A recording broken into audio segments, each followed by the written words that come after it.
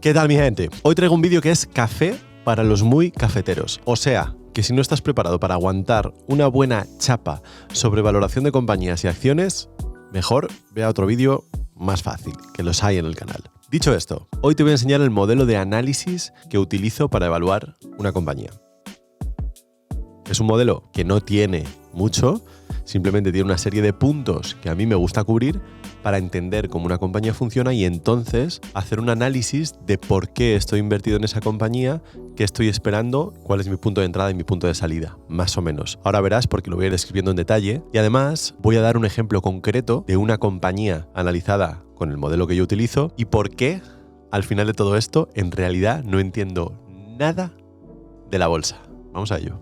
Vale, ahí tienes un poco el modelo y los campos que utilizo. El primer campo, que parece una estupidez, pero no lo es la descripción de la compañía y qué hace. Y aquí te recomiendo que si vas a seguir esto, no te dediques simplemente a copiar la descripción de la web. Quiero decir, si tú ves una compañía como Google, como Microsoft, como Amazon, son unas compañías que son complejas porque tienen muchas líneas de negocios y aunque todo el mundo las manejamos en el día a día, o mejor dicho, no es trivial decir y entender todo lo que hace esa compañía y por qué esa compañía puede seguir creciendo o no puede seguir creciendo. Por lo tanto, en el apartado de qué hace esta compañía, te recomiendo que le dediques de verdad tiempo para entender qué hace esa compañía. ¿Cuál es la mejor manera de entender qué hace esa compañía? Ir a sus informes directamente, a sus informes a los que publican el 10K y el 10Q, si quieres, y a las presentaciones de inversores. Te recomiendo empezar con la presentación de inversores, donde puedes tener una idea aproximada, lo que llaman ellos los press release, los anuncios de prensa, donde vienen un poco los detalles de los últimos trimestres, y luego directamente los reports, los informes, que es donde viene de verdad el detalle de la compañía. Puedes empezar, si no conoces la compañía, por los informes anuales, pero te recomiendo que también leas los informes trimestrales y de presentación de resultados. Esto es tratar de entender simplemente qué hace la compañía. Segundo punto, la play.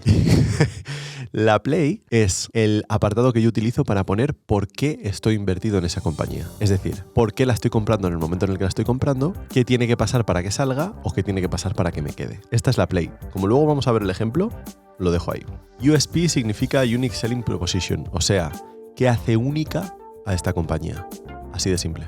El pricing power, vas a ver que todo está relacionado unas cosas con otras. El pricing power simplemente es, ¿tiene esa compañía capacidad de fijar precios? Es decir, ¿puede subir márgenes a la vez que sube ventas? Es decir, tú imagínate que estás vendiendo manzanas, esta manzana, y esta manzana la vendes por 2 euros. Si esta manzana mañana la vendes por 3 euros, posiblemente un competidor que esté vendiendo manzanas la puede seguir vendiendo por 2 euros y la diferencia entre manzanas de un determinado tipo no es tan grande como para que tú puedas vender la manzana a 3 euros y por tanto aumentar tus márgenes a la vez que vendes más manzanas. ¿Se entiende? Aquí verás cómo hay compañías que sí que pueden vender la manzana más cara y además van a vender más manzanas. Pondré ejemplos de esto. Vale, parece que se empieza a poner un poco turbia la cosa con el operating leverage y la eficiencia de capital. Esto simplemente es para entender mejor cómo una compañía está utilizando su dinero, cuánto de eficientes son en la utilización de su dinero. Tienes que tener en cuenta que una empresa tiene que intentar hacer un número ilimitado de cosas con un capital limitado. Entonces, ¿cuánto de eficientes son con el uso de ese capital?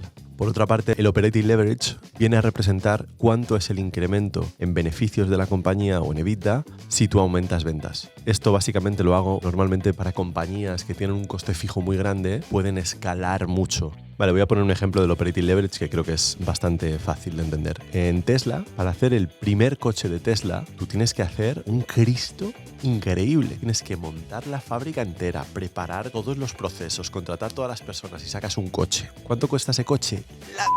Ese coche cuesta una barbaridad construirlo. El segundo, la barbaridad entre 2.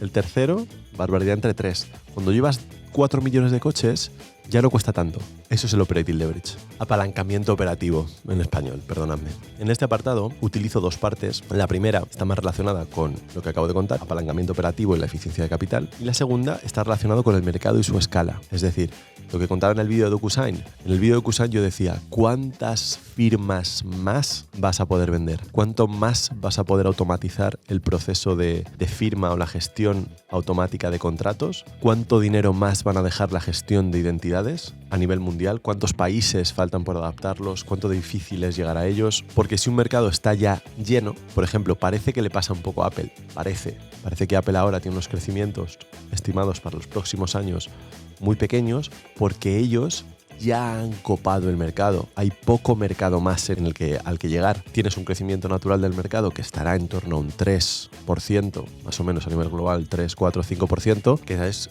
nueva gente que va a tener un teléfono, nueva gente que va a tener un ordenador, nueva gente que va a contratar los servicios, que se están añadiendo al mercado, parte del crecimiento natural del mercado. Pero ¿cuánto de grande es?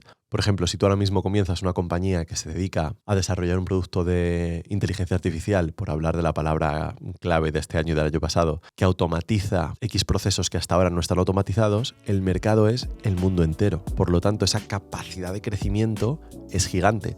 Sin embargo, la capacidad de Apple no es tan grande, su mercado no es tan grande porque ya están presentes en muchísimos países y tienen un montón de cuota de mercado. Por lo tanto, ese crecimiento es dudoso. Eso es lo que quiero averiguar en la parte de mercado y escala. Luego, organic growth, crecimiento orgánico. Esto para mí normalmente es un dato importante de las compañías y básicamente lo que quiero ver es, ¿esta compañía crece de manera orgánica o crece de manera inorgánica? ¿Qué significa crecer de manera orgánica o de manera inorgánica? Orgánico significa que tú creces con tus propios medios por tus propios clientes. Es decir, vienen más clientes, consigues más clientes con marketing, consigues más clientes con ventas, de como quiera que lo hagas, consigues más clientes de una manera natural, orgánica. Inorgánica, en contraposición, significa que compras compañías. Tú tienes una buena gestión de tu dinero y con ese dinero que te sobra, compras otras compañías. Por lo tanto, si tú haces 100 millones de revenue y compras una compañía de 10, tus revenues pasan a ser 110 millones.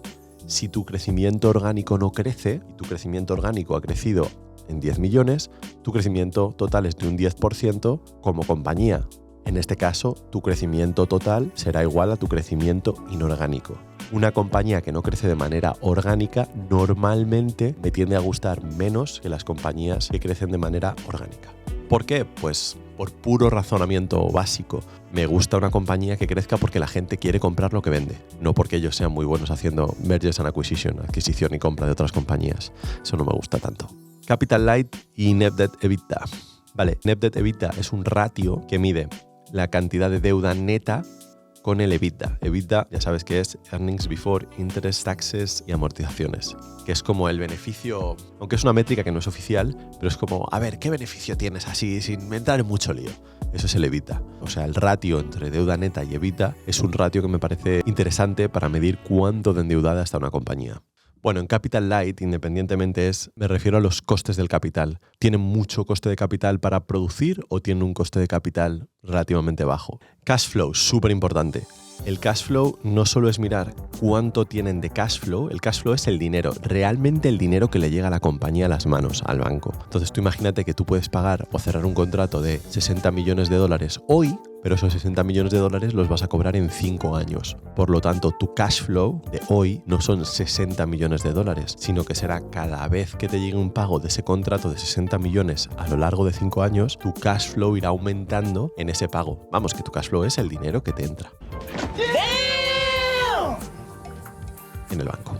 ¡Sustos que dan gusto! Dinero que te entra y que te sale. Súper relevante para mí del cash flow entender cómo una compañía utiliza el cash flow que le sobra. No solo es importante ver que su cash flow está creciendo y que su cash flow por acción, que luego lo vemos en la valoración, está creciendo, sino que qué hace la compañía con el dinero que tiene. Por ejemplo, grandes compañías o Costco o como Apple se dedican a recomprar acciones y en el caso de Costco a dar dividendos muy grandes. Eso es un buen uso del cash flow. Se puede discutir, pero en el caso de Costco es un muy buen uso porque tú lo que sabes hacer son supermercados y lo que eres muy bueno es con la cadena logística y de distribución. Entonces tú lo que quieres hacer, como decía el CEO anterior de Costco, es hacer más supermercados. Si no, el resto del dinero se lo devolvemos al accionista. ¿Cómo se lo devuelves al accionista? Que es lo que nos interesa a nosotros como accionistas, con recompras de acciones o con dividendos. ¿Por qué? Porque si hacen recompras de acciones, el valor de tus acciones va a ser mayor, ya que van a ser más escasas. Y el dividendo es obvio, te meten directamente dinero en la cuenta. Entonces, ese no tiene nada que discutir. Los usos de cash flow, independientemente si la compañía compañía es una compañía que está creciendo, que le cuesta financiarse o la financiación está cara, entonces es mejor que ese dinero lo utilice en crecer, no en devolvérmelo a mí. Por ejemplo, yo no quiero que Tesla dé dividendos.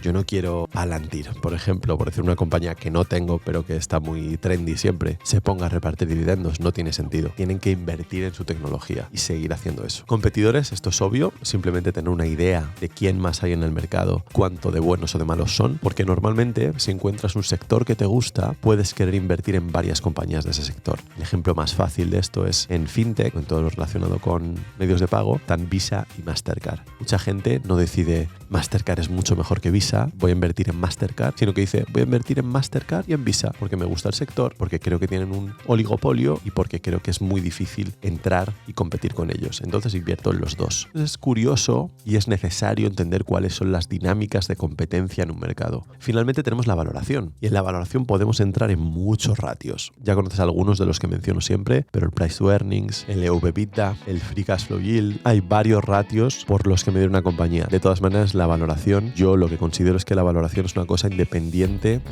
a cada compañía. Es decir, hay compañías que tienen múltiplos, por ejemplo, si tú estás en el sector de la ciberseguridad, tienes unos tipos de múltiplos de ese sector y tú puedes buscar en Google múltiplos de compañías cotizadas en el sector de ciberseguridad o múltiplos de compañías que se dedican a producir vehículos y te encuentras más o menos unos múltiplos. Dentro de esos múltiplos normalmente hay compañías y compañías. Por ejemplo, otra vez, Tesla es una compañía que se dedica a producir vehículos o es una compañía de tecnología. ¿Debo aplicarle los múltiplos que se le aplican a otros productores de vehículos o debo aplicarle unos múltiplos diferentes? Creo que no hay que rayarse mucho la cabeza con esto, simplemente hay que tener en cuenta en qué múltiplos aproximados está esa compañía, en qué múltiplos está el índice en el que cotiza y más o menos entender por qué sí o por qué no. He contado varios ejemplos de compañías que tienen múltiplos loquísimos y sin embargo han batido al mercado consistentemente. Vale, último de la parte azul son los riesgos. Es importante saber qué cosas pueden ir mal para que yo venda esta compañía. Muchas veces en el mercado suceden cosas que provocan miedo en la gente.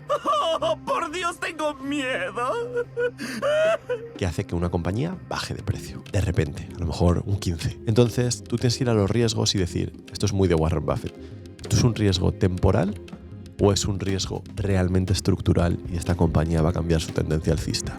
Si cuando la compañía va bien y la compras y estás ilusionado y haces ese análisis de riesgos y 2 meses después le pasa algo que hace que caiga un 15% y tú no lo habías contemplado en tus riesgos estructurales y lo miras en detalle y consideras que es un tema puntual porque han despedido al CEO o alguien del equipo fundador ha vendido acciones o han tenido un trimestre en el que la presentación de resultados no ha sido muy buena, ahí es tu juicio el que determinará si eso es un riesgo suficientemente grande como para vender o no.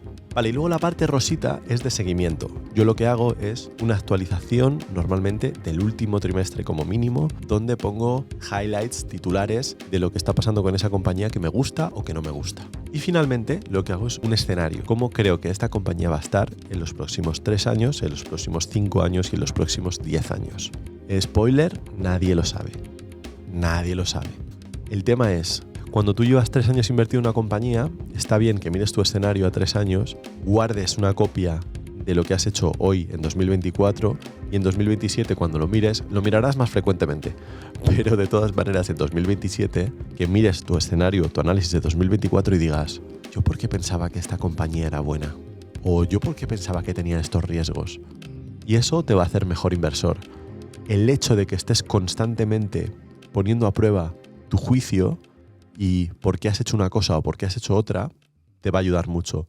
Tener una especie de diario, que esto al final con las actualizaciones de cada trimestre te vas haciendo un diario de la compañía, te va a ayudar mucho a entender cuál es tu proceso mental y cuando veas otros procesos de otros inversores, quizá más exitosos, puedes aprender mucho. Ese diario de por qué compré esto, por qué vendí esto, va a ser clave para tu evolución como inversor. Dicho esto, se me ha hecho un poco largo la descripción del archivo, pero quería que quedara muy claro por qué hago cada cosa y por qué tengo estos apartados definidos. Como me ha quedado un vídeo demasiado largo, te voy a emplazar al siguiente vídeo donde voy a utilizar este modelo para analizar una compañía que no es una compañía común, porque si no sería un poco aburrido, aunque si me pedís el análisis de alguna compañía, también lo hago encantado. Os voy a enseñar una compañía que tengo en mi portfolio y que he comprado, que se llama Inmode, que se dedica a cirugía estética no invasiva, una compañía con la sede en Israel. Hasta entonces, chao.